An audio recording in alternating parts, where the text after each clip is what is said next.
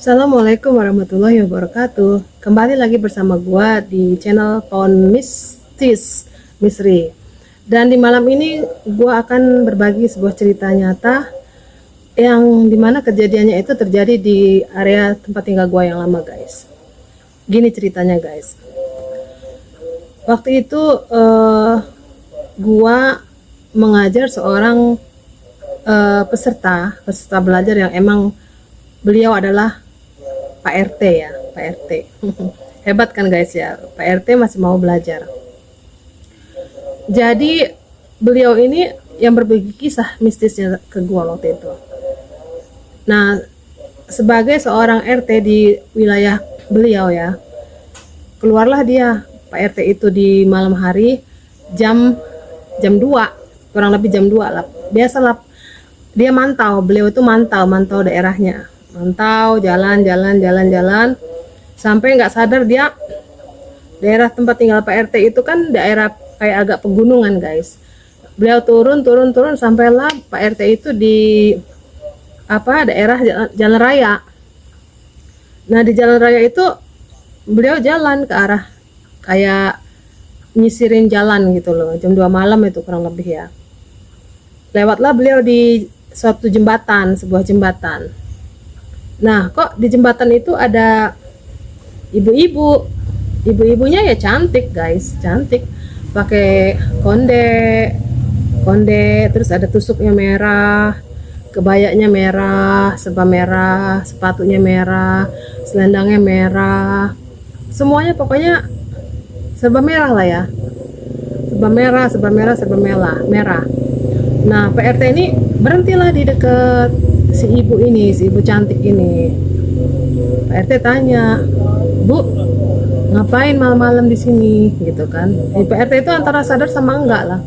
Terus ibunya ngomong gini, "Iya, saya lagi nunggu," katanya gitu. Terus Pak RT langsung spontan ya, antara sadar sama enggak, Pak RT ngomong gini, "Nunggu siapa, Bu?" Nah, si ibu ini bilang, "Ya pokoknya adalah yang saya tunggu besok," kata dia gitu, besok. Terus Pak RT-nya nyeletuk, guys, kayak orang sadar nggak sadar gitu ya. Pak RT ngomong gini, "Bu, tolong ya, jangan orang sini, jangan orang sekitar sini," gitu loh. Jadi Pak RT itu seolah-olah sadar itu bicara dengan siapa gitu. Tapi antara sadar nggak sadar Pak RT cerita ke gua. Terus ibu itu bilang, jawab ya, "Enggak lah Pak, kalau saya mah nggak mau ganggu orang sini," katanya. "Orang jauh," kata dia, "jauh," kata dia gitu. "Oh ya sudahlah Bu," katanya, "permisi ya Bu." "Iya mari," katanya. Baliklah Pak RT ini, badannya berbalik. Ketika Pak RT berbadan balik ini, Pak RT itu langsung sadar, "Gua tadi ngomong sama siapa?" katanya gitu kan. Baliklah badannya ke arah jembatan tadi, yang balik badan pengen ngeliat. Ibu itu udah nggak ada, sosok yang merah itu udah nggak ada, guys, udah hilang. Lah, sosok yang ngomong sama gue tadi siapa gitu. Tiba-tiba merinding lah Pak RT bulu kudunya ya. Langsunglah beliau jalan ngebut balik ke rumah.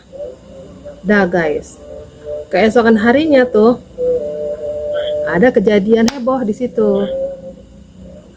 Kejadiannya waktu itu suatu kecelakaan yang menelan korban.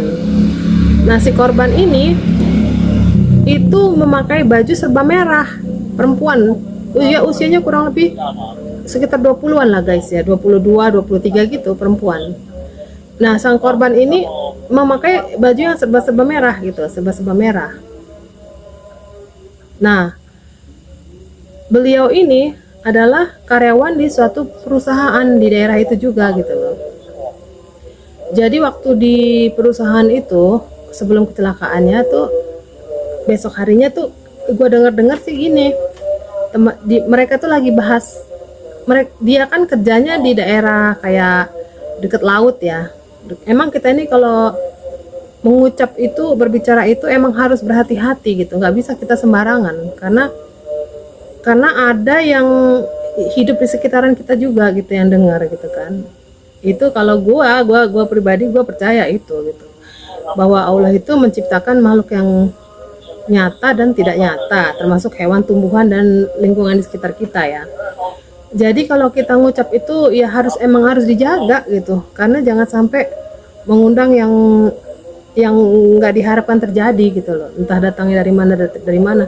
Nah si Mbak ini waktu di tempat kerjaan itu mereka ya bersenda gurau lah gini. Terus dia bilang gini, temennya ngomong gini, iya emang kita tuh nggak boleh tahu kalau kita pakai baju misalkan ijo semua, biru semua, merah semua, nggak boleh katanya. Terus si sang korban ini ngomong gini, alah tahayul, dia ngomong kayak menantang gitu guys, tahayul, gua nggak percaya yang begituan, itu mah cuman tahayul kata dia gitu. Terus dia ketawa, dia tuh kayak nyepelein gitu loh ya kan. Gue juga pernah dengar kalau bahwa Nabi Muhammad SAW itu pernah berpesan ke kita gitu, kalau pakai baju jangan baju satu warna. Kalau misalkan kita pakai warna hitam ya kasih warna yang hijaunya gitu, kalau pakai warna hijau kasih warna yang lain, warna putih, jangan langsung brok gitu. Itulah mungkin itu ya kebenarannya ya, itu yang gue ingat sih dari cerita ini. Langsung gue berpikir, oh apa yang dikatakan Nabi Muhammad SAW itu ternyata benar gitu. Nah orang itu meringatin temennya di tengah sela-sela bercanda itu, tapi yang sang korban ini nyepelein gitu loh, alah itu mah tahayul, gue nggak percaya yang begituan. Ndelalah besoknya loh kok dia kayak orang udah digiring gitu ya, udah dibisikin mungkin ya, udah digiring, dia pakai baju merah lah. Sebelum kecelakaan itu dia mau kerja waktu itu, merah, pokoknya semuanya merah lah ya. Entah ada yang bisikin, entah gimana lah ya ceritanya ya. Nah dia pulang, dia mau berangkat kerja pakai baju merah. Nah itu kejadiannya ya di tempat yang Pak RT ketemu wanita berkebaya merah, itulah kejadiannya. Jadi sang korban pun meninggal lah di tempat itu guys. Dia bawa motor waktu itu, kecelakaan motor, meninggal di tempat itu. Heboh lah di kampung gua. Jadi ya Pak RT juga kaget ya, ternyata itu pertanda di jalan itu akan menelan korban gitu loh. Jadi sosok berkebaya putih itu memberi tanda ya itu guys. Jadi ya namanya umur Mbak itu nyampe di situ lah ya, dan meninggalnya pun beliau memakai baju serba merah. Nah ceritanya ya singkat ya guys ya, tapi itu kenyataan yang terjadi di sekitaran kehidupan gua, terutama yang diceritakan oleh Pak RT yang juga murid gua waktu itu ya.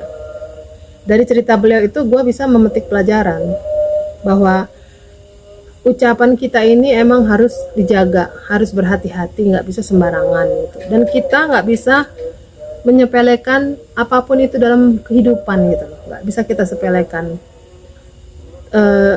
Karena ucapan itu bisa menjadi suatu doa gitu. Yang pertama, yang kedua, menyepelekan sesuatu itu kita kan nggak tahu apa yang akan terjadi di kehidupan kita. Jadi kalau kita menyepelekan, apa yang kita sepelekan itu kemungkinan akan kejadian dalam hidup kita gitu. Jadi dari pelajaran dari cerita Pak RT ini gue banyak memetik kejadian, dan itu pun pernah kejadian di diri gue sendiri. Kalau lu ingat di video gue yang sebelumnya itu gue ngucap di tempat tetangga gue yang dimana gue lagi bertakjiah, itu gue ngucapnya antara sadar nggak sadar, siapa lagi nih yang besok mau meninggal, nggak taunya kejadian menimpa keluarga gue, kakak gue lah meninggal. Nah begitupun dengan si wanita si mbak-mbak berbaju merah yang karyawan itu, dia kan ngucapnya Allah gue nggak percaya tahayul gini. Nah itu dia nyeplos, mungkin gue rasa dia antara sadar nggak sadar ya. Nah kejadiannya di diri dia gitu.